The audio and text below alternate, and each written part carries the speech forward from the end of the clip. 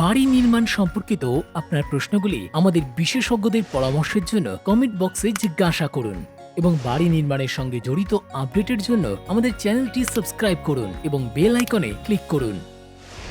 Flooring এর পৃষ্ঠটি সমান হওয়া উচিত এবং এর ঢাল সঠিক হওয়া উচিত, যা ফ্লোর স্ক্রিডের সাহায্যে অর্জন করা যায়।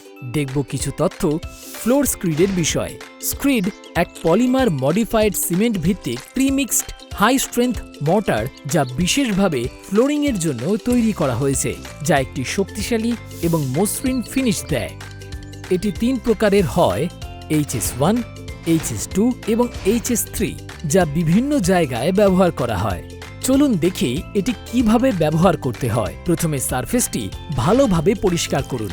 যদি একটি কংক্রিট বেস থাকে তবে এটিতে বন্ডিং এজেন্ট হিসেবে সিল এবং ড্রাই 5+ প্রয়োগ করুন।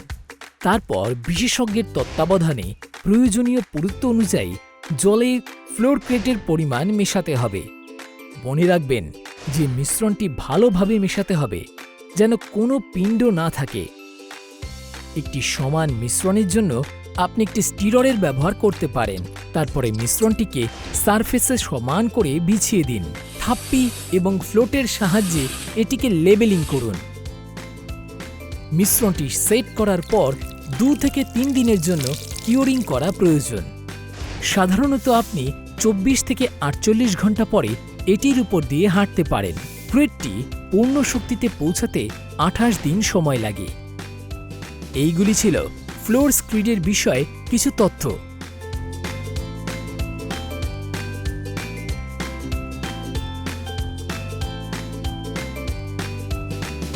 আপনার কাছে যদি এই সম্পর্কিত কোনো প্রশ্ন থাকে তাহলে আমাদের নিচে দেওয়া কমেন্ট সেকশনে জিজ্ঞাসা করুন।